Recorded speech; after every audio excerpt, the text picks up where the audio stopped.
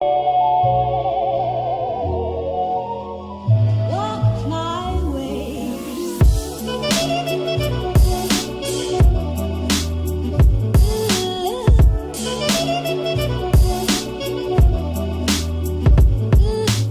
up, guys, and welcome back to another episode of Turf Therapy.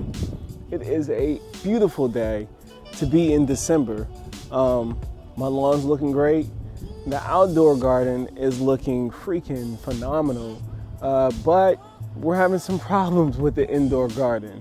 Yeah, I got aphids on my Meyer Lemon. I'm going to show you a real quick, easy way to get that done. Before we get to that, though, I'll just give you a little drive-by of what's going on and how things are looking in the outside garden. Let's go.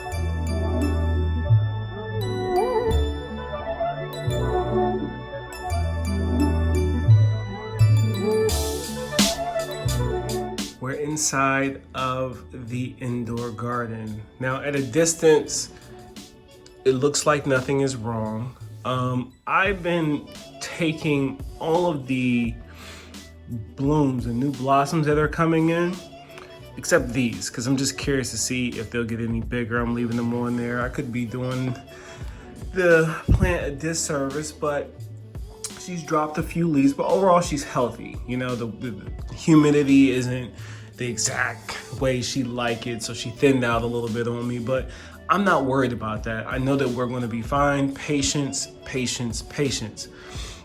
What I noticed the last time I went to go to prune off these blooms that are coming in, though, is this right here. Boom, you see them?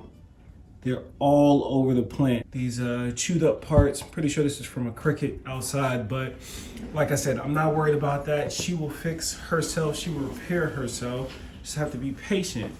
But these aphids right here, these have got to go. Now, if you wanna know, if you're wondering how they got inside, I mean, it's cold outside and you see how small these guys are, so I imagine they found a way, just like nature always does.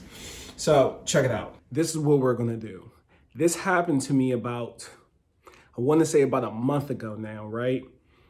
And this is what I did right here. It's just this easy. Do not overcomplicate this. I didn't use neem oil, I didn't do any of that. This is what I did right here.